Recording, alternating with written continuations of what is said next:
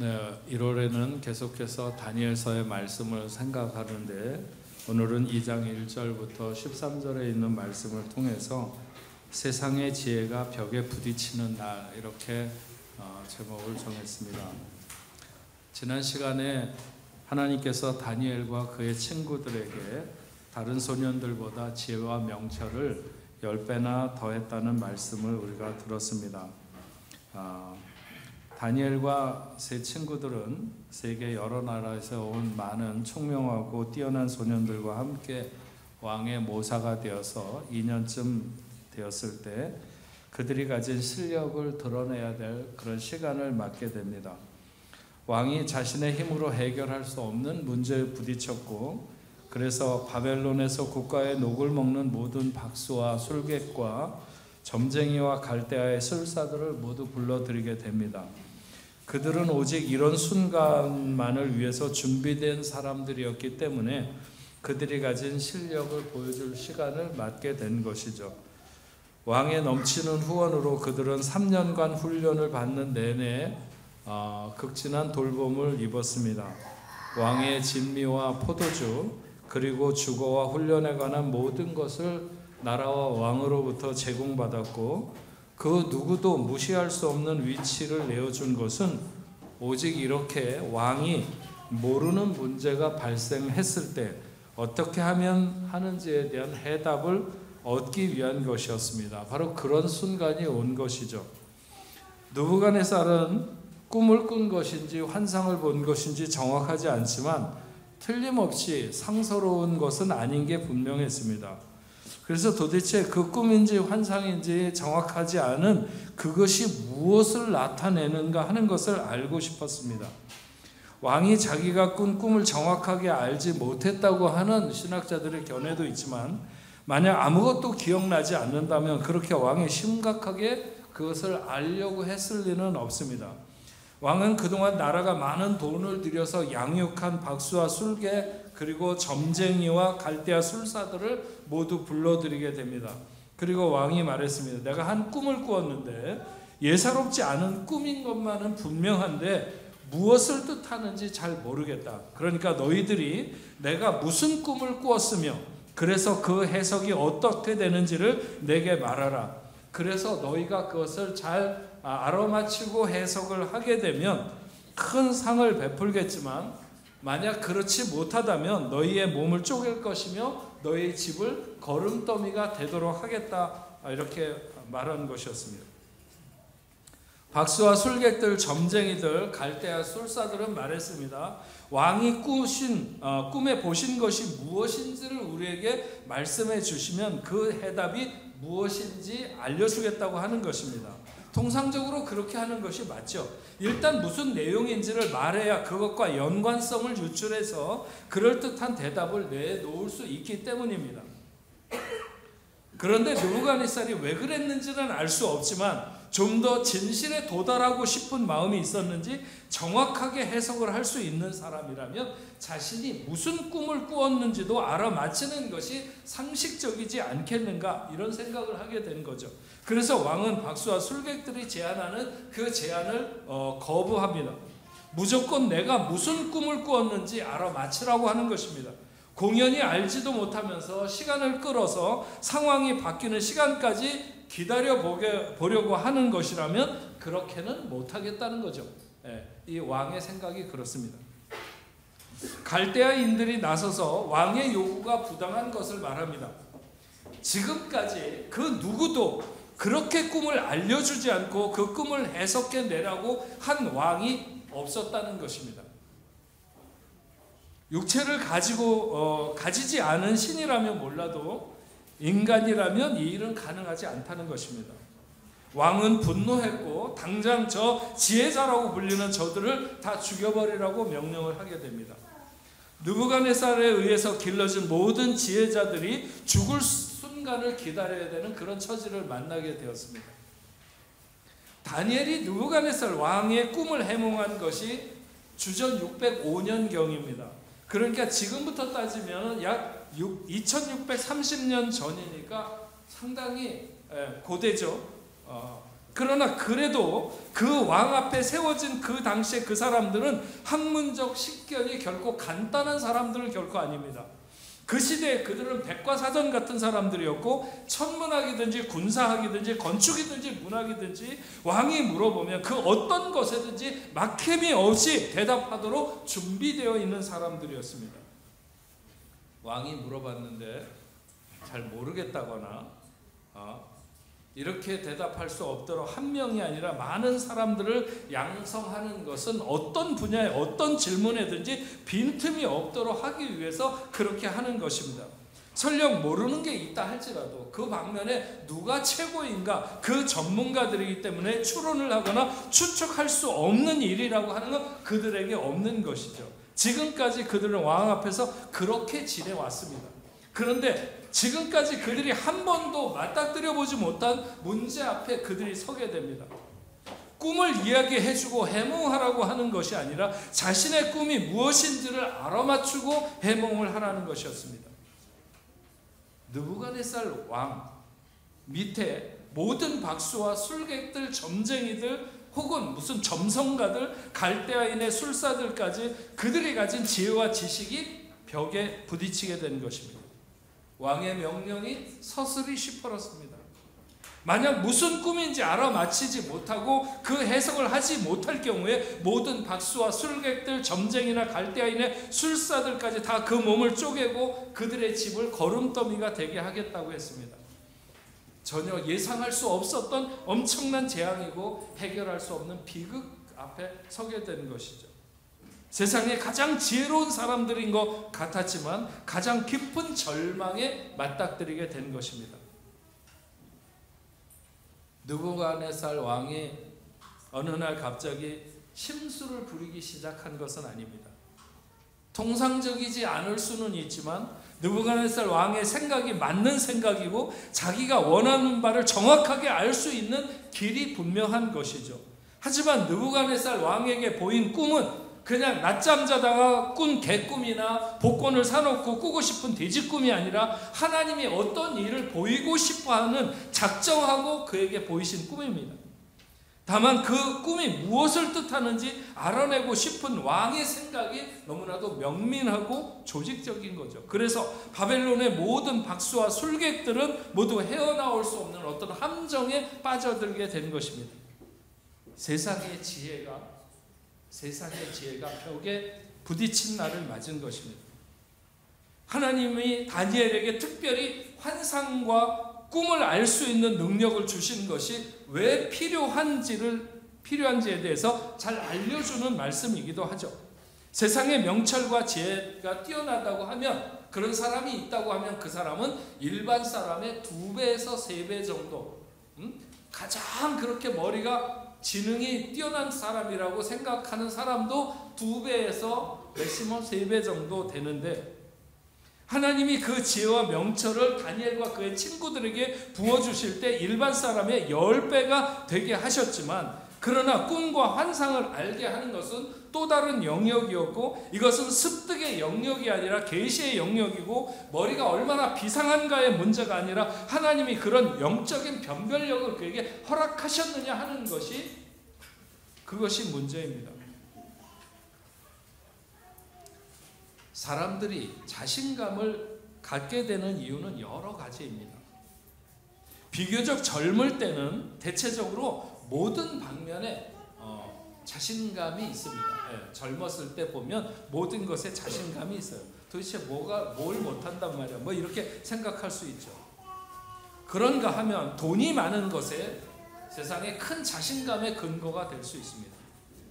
허다못해 키가 큰 것도 몸매가 좋은 것도 얼굴이 잘생긴 것도 일종의 자신감으로 작용할 수 있습니다. 만약 학문적으로 뛰어나거나 지식과 지혜가 뛰어나다면 그것이 세상을 살아가는 사람에게 자신감으로 작용할 근거는 충분한 것이죠.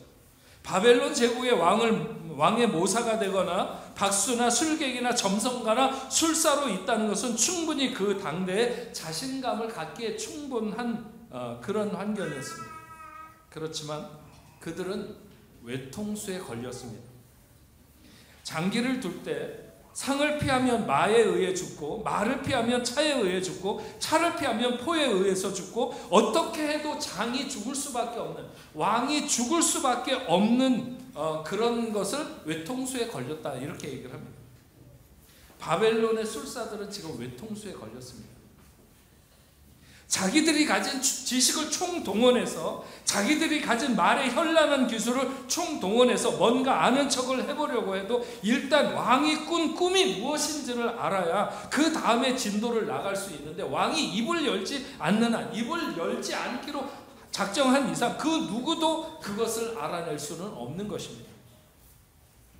만약 누군가가 한마디만 더 못한다면 그 사람부터 당장 쭉 끌려나가서 그 몸이 반쪽으로 잘라질 수밖에 없는 그런 순간을 맞게 된 것이죠. 바벨론의 모든 박수와 술사들은 지금 죽음의 통지를 받아들고 뒤로 돌아설 수밖에 없는 상황이었습니다. 얼마 전에 영화배우 이선균 씨가 죽기 전에 마지막으로 그의 아내와 했다는 그런 말, 그걸 가지고 이제 저희 집 사람하고 함께 이렇게 얘기를 나눈 적이 있는데, 방법은 이것밖에 없어. 방법은 이것밖에 없어. 무슨 방법이 이것밖에 없을까? 가족을 위해서든지 아니면 지켜야 될 최소한의 것을 지킬 수 있는 방법은 자기가 목숨을 버리는 것밖에는 없다고 생각되는 막다른 골목에 서게 된 것이죠. 저는 오래전에 저희 아버지가 어느 날 갑자기 돌아가셨다거나 사랑하는 사람들을 잃게 되었을 때 그런 생각을 많이 했던 것 같습니다. 예수를 안 믿는 사람들은 도대체 이런 시간에 이 무게를 무엇으로 어떻게 견딜까? 내가 지금 그런 입장을 당하고 있지만 그때 생각된 것은 도대체 세상 사람들은 이런 순간에 이런 무게를 무엇으로 견딜 수 있단 말인가, 그런 생각이 많이 들었습니다. 세상을 살아가며 가진 지혜가 세상의 지혜가 전부라면 그 지혜가 벽에 부딪히는 날이 오면 어떻게 되는가? 그래서 세상을 너무 아슬아슬하게 살아가는 사람들이 얼마나 많은지 모릅니다. 가난하게 살아도, 우리가 비록 남들만큼 그렇게 많은 것을 갖지 못하고 살아도 예수 믿는 사람은 세상의 지혜로만 사는 사람들과는 다릅니다.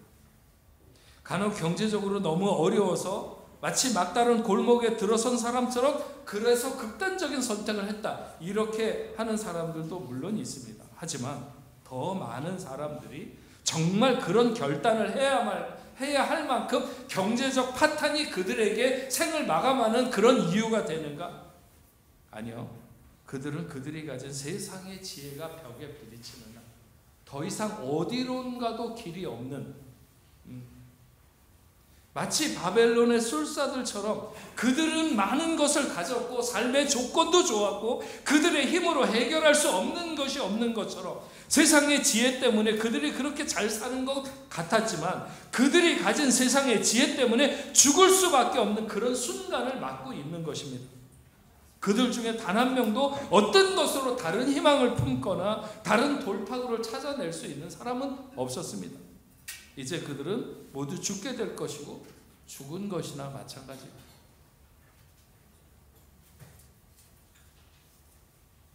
다윗이 핍박하는 사울 왕을 피해서 블레셋의 왕 아기스에게로 가서 그의 신하로 살려고 했던 때가 있었습니다. 블레셋은 평소에 이스라엘과 적대국입니다. 오죽 이스라엘 나라 땅 중에서 왕의 눈을 피해서 살만한 곳이 없으면, 그렇게 상황이 어려웠으면 다윗이 블레셋으로 가서 적군의 왕에게 자기를 신하로 받아달라고 그렇게 말했겠습니까? 어쨌든 그래서 그렇게 지내고 있는 중에 자기 조국 이스라엘과 블레셋 사이에 전쟁이 일어난 것입니다. 다윗은 정말 이럴 수도 없고 저럴 수도 없는, 자기 나라를 위해서는 이스라엘을 위해서 싸워야 되겠지만 자기는 지금 블레셋에 몸을 기대고 있는 사람이었기 때문에 이럴 수도 없고 저럴 수도 없는 난처한 지경이죠. 그래도 당장은 그가 블레셋 블레셋의 왕 밑에, 아기스 밑에 있었기 때문에 자기를 돌봐주고 있는 블레셋을 위해서 나가서 싸워야 된다고 생각하고 전쟁에 따라 나서려고 했지만, 블레셋의 장수들이 다윗이 우리와 함께 싸우러 간다면 자기네들은 전쟁에 나갈 수 없다. 왜냐하면 다윗은 지금은 비록 우리 왕에게 와서 이렇게 기대어서 살아가고 있지만, 만약 전쟁이 한참 있는데 저 사람이 갑자기 마음을 돌변하거나 아니면 우리의 내부에 있는 어떤 상황들을 자기네 조국에 이렇게 전달하면 우리가 죽은 목숨이나 마찬가지 아니냐. 그러니까 같이 전쟁에 갈 수 없다, 이렇게 얘기를 하는 거죠. 그러니까 왕에게 하도 그렇게 신하들이 얘기를 하니까 블레셋 왕이 아기스가 다윗에게 나는 너를 믿지만 너는 그럼 잠시 집에 가서 쉬고 있어라. 그래서 이제 휴가처럼 집으로 보내지게 됩니다. 그래서 이 다윗이 자기가 살고 있던 동네 시글락이라고 하는 곳으로 돌아왔을 때, 돌아와 보니까 그 동네가 완전히 다 초토화가 되고 불이 나고 모든 사람들은 다 포로가 되어서 아말렉 사람에게 끌려가게 된 것입니다. 다윗의 아내와 자식들도 물론 끌려갔죠. 싸움을 하다가 어쩔 수 없어서 빼앗긴 것도 아니고, 자기 성읍으로 돌아와 보니까 성읍이 그렇게 모두 다 불타버리고 있는 사람들은 모두 다 포로가 되어서 아말렉 사람들에게 끌려가 버렸습니다. 다윗은 너무 힘이 빠지고 절망스러웠죠. 그 모든 결정이 다윗 때문에 일어난 일이라고 생각해서 그때 다윗의 신하들이 돌을 들어가지고 다윗을 치려고 하는 신하도 있었습니다. 이때 성경은 기록하기를 다윗의 마음이 다급했다고 그랬어요. 다급했다. 정말 미쳐버리거나 죽어버리고 싶은 마음이 다윗에게 들었을 것입니다. 어디에도 길은 보이지 않았어요. 오죽하면 자기의 신하들이 다윗을 돌로 들어서 치려고 했을까요? 근데 성경은 뭐라고 얘기하냐면, 상황은 그랬지만, 다윗이 그렇게 마음이 다급했지만 그러나 여호와로 인하여 힘을 냈다고 기록하고 있습니다. 여호와로 인하여 힘을 냈다. 아마도 다윗이 시편 18편은 이런 생각을 하면서 그가 썼는지도 모릅니다. 나의 힘이 되신 여호와여, 내가 주님을 사랑합니다. 주는 나의 반석이시며 나의 요새시라. 주는 나를 건지시는 나의 주, 나의 하나님, 나의 피할 바위시요 나의 방패시라. 나의 하나님, 나의 하나님, 나의 구원의 뿌리시오 나의 산성이라. 나의 하나님, 나의 하나님, 그는 나의 여호와, 나의 구세주. 다윗은 자기가 가진 세상의 지혜가 벽에 부딪히는 날을 맞았습니다. 다윗의 신하들은 죽기를 각오하고 다윗을 따르던 사람들이었습니다. 오죽하면 자기의 주군이 조국을 떠나서 원수의 나라에 가서 기댈 때조차 그를 따라서 생사를 같이 하겠다고 하는 사람들이 600명이었습니다. 그런데 그 사람들도 자기들의 모든 가족이 포로가 되었을 때 눈이 뒤집힌 것이죠. 그래서 다윗을, 자기의 주군인 다윗을 돌로 들어서 치려고 했던 것입니다. 그때 다윗이 무슨 정신을 차리고 그 사람들을 달래고 마음을 가라앉힐 수 있었겠습니까? 여기가 끝인가 보다. 내가 그동안 그래도 그럭저럭 잘 지내왔자 여기가 끝인가 보다, 이렇게 생각하기에 충분한 그런 막다른 골목에 그는 들어선 것입니다. 그런데 다윗은 그때 여호와로 인하여 힘을 내었다고 기록하고 있습니다. 여호와로 인하여 힘을 냈다. 사람은 아무도 힘이 낼 수 없고 자기 자신조차도 힘을 낼 수 없는 그때에 다윗은 여호와로 인하여 힘을 내게 되었다. 그리고 여호와께 묻고 여호와 하나님이 아말렉을 따라가라고 해서 추격해서 모든 포로들을 되찾을 뿐만 아니라 수많은 전리품들을 가지고 승전해서 돌아오게 되는 것이죠. 다윗도 더 이상 희망이 보이지 않는 막다른 골목에 들어섰습니다. 주변에 아무도 없었습니다. 그렇게 모두가 다른 편이 된 적은 그의 인생에서 없었습니다. 사울이 죽이고자 할 때 그렇게 따라다니던 신하들조차도 그때에도 다윗의 신하들은 목숨을 걸고 다윗을 지키려고 했습니다. 그러나 그곳 시글락에서 다윗의 신하들이 다윗을 죽이려고 돌을 들었습니다. 하지만 그렇게 캄캄하고 절망스러울 때 다윗은 세상의 지혜가 아닌 하나님의 지혜를 구하는 또 다른 쪽을 그가 가지고 있었다고 하는 것이죠. 세상이 결코 우리를 이길 수 없는 것은 바로 이 세상의 지혜를 넘어서는 하나님의 능력이 역사되는 쪽을 우리가 안고 살아간다고 하는 것입니다. 이것이 믿는 자의 능력인 것이죠. 이스라엘 백성들이 애굽을 나와서 광야로 나왔을 때 그들은 홍해 앞에서 외통수에 걸리게 됩니다. 앞에는 푸르른 물결이 넘실대는 바다였고 뒤에는 수레와 병거를 이끌고 자기들을 죽이려고 달려오는 애굽의 군대였습니다. 앞으로 갈 수도 없고 뒤로 물러설 수도 없었습니다. 사람들은 곧 죽을 수도 있는 순간을 감지하고 울부짖기 시작했습니다. 하지만 모세는 세상의 지혜는 맡겼지만 세상의 지혜로는 방법이 없지만 하나님의 구원을 보라고 하면서 세계를 열게 됩니다.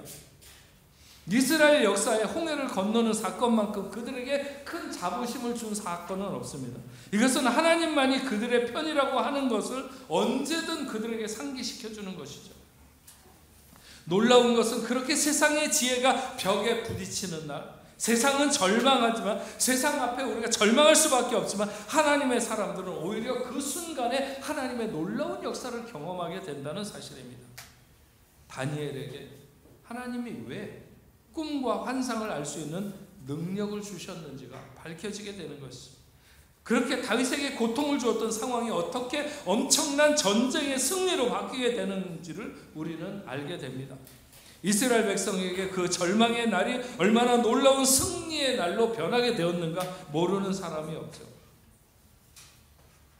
여러분, 우리는 세상을 살아가면서 세상 그 무엇으로 우리의 자랑을 삼을 필요가 없습니다. 그 모든 것은 오히려 한순간에 우리의 절망으로 작용할 수 있다는 것입니다. 바벨론의 술사들은 그런 일이 일어날 것이라고 하는 것은 눈꽃만큼도 생각 못했습니다. 어느 날 벼락 맞듯이 그런 일이 벌어진 거죠. 왕이 그렇게 꿈을 꾸고 난 후에 갑자기 자기들에게 그렇게 요구할 것이라고 누군들 생각했겠습니까? 그러나 자기들에게는 그것을 해결할 능력이 아무도 없었습니다. 오직 죽음으로 맞바꿀 수밖에 없는 그런 막다른 인생의 막다른 골목에 다들 몰려서 서게 된 것이죠. 하지만 우리가 다니엘처럼 그의 친구들처럼 하나님 앞에 뜻을 정하고 그에게 믿음을 내보이며 살아간다면 세상의 지혜가 벽에 부딪히는 날에도 하나님은 우리를 위하여 길을 내실 것입니다. 오히려 그런 날에 우리는 더 큰 하나님의 놀라운 역사를 보게 될 것입니다. 세상에 힘을 내세우고 살지 말기 바랍니다. 그것이 돈이든 권세든 건강이든 지식이든 그런 것은 어느 날 오히려 우리를 꼼짝달싹 못하도록 이렇게 사방이 막혀버리는 그렇게 할 수도 있습니다. 하지만 오히려 그런 날이 온다 할지라도 유연하게 하나님의 지혜로 영적인 능력으로 그 막힌 담을 헐고 난공불락을 뛰어넘으며 우리가 세상의 지혜로 살지 않고 하나님의 지혜, 영적인 하나님의 능력으로 산다고 하는 것을 보여주는 오늘 이 예배에 나오신 여러분들 다 되시기를 주의 이름으로 축원합니다. 우리 같이 찬양하겠습니다. 내게 허락하신 시련을 통해 나는 믿네. 우리 같이 찬양하겠습니다.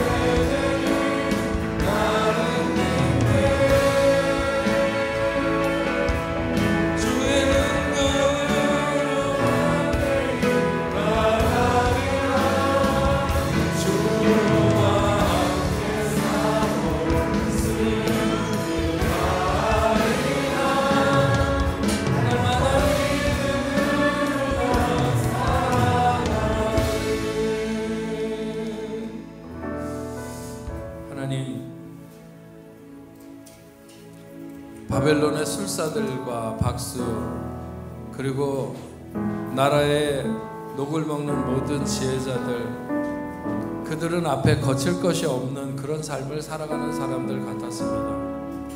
왕이 뒤에 있고 또 나라가 그들의 삶을 보장했기 때문에 어디에서든지 그들은 자신감이 넘쳤고 모든 것을 다 내세울 만한 그런 사람들이었습니다. 그러나 어느 날 그들에게 닥친 불행은 세상의 지혜가 벽에 부딪히는 날, 누구도 자기들 앞에서 지혜를 자랑할 수 없고 세상에 모르는 문제가 없는 그런 집단인 것 같았지만, 그런 그 모든 사람들이 한순간에 벽에 부딪히게 되는 것은 자신들의 힘으로는 도저히 뚫고 나갈 수 없는 사방이 다 막혀버린 골목에 몰려 있었습니다. 오직 자기들의 목숨을 내놓을 수밖에 없는 그런 순간을 맞게 된 것을 알게 됩니다. 때로는 우리가 세상을 살아가다가 우리도 그런 일을 만날 때가 있습니다. 그럼에도 우리가 주를 믿는 믿음으로 또 하나님이 허락하신 영적인 능력으로 그런 순간을 돌파할 수 있는 그런 한쪽을 우리가 안고 오늘 살아가고 있는 줄로 믿습니다. 세상 사람들과 이것이 다른 것이고 믿음을 가진 사람들에게 있는 자신감인 줄로 믿습니다.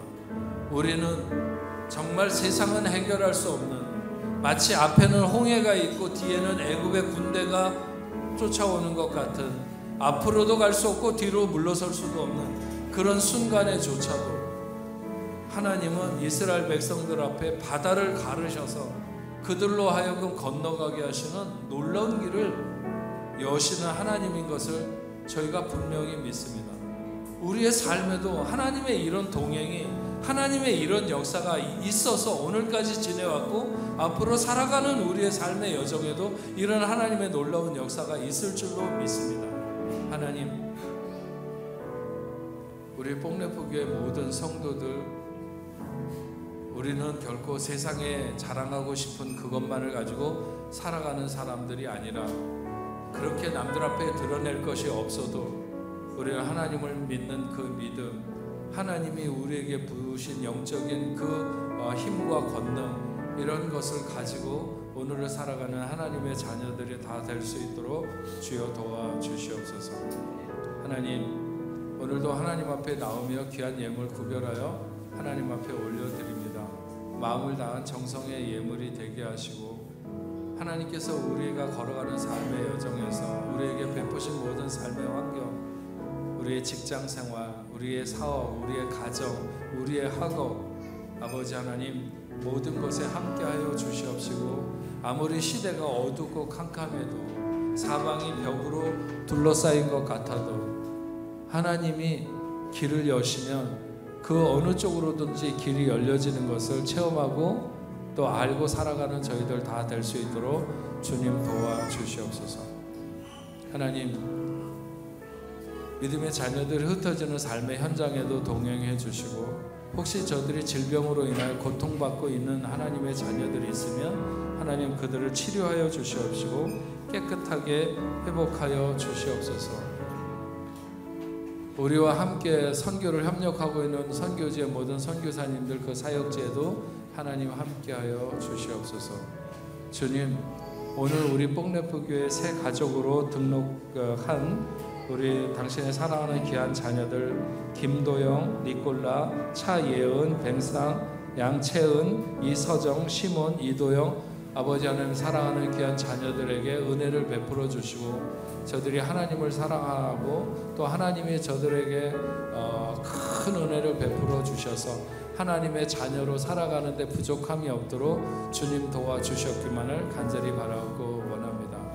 하나님, 귀한 자녀들 돌아가는 발걸음에 함께 하시고 어디에서든지 주님 늘 동행해 주시고 다시 돌아오는 시간까지 은혜 가운데 함께하여 주시옵소서. 이제는 우리 주 예수 그리스도의 은혜와 하나님 아버지의 크신 사랑과 성령님의 감화 감동으로 교통하심이 오늘 나와서 하나님 앞에 예배하는 사랑하는 귀한 자녀들, 저들의 가정과 직장과 두고온 고국 위에 세계 만방에 흩어져 복음을 전하는 모든 선교사들과 그 사역지 위에 이제로부터 영원토록 함께 있을지어다. 아멘.